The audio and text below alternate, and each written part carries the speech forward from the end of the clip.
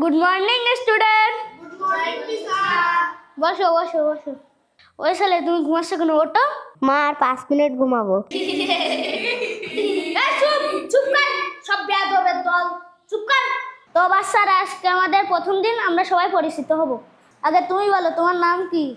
My name is Batman. এটা আবার কেমন নাম? তোমার ভালো নাম বলো।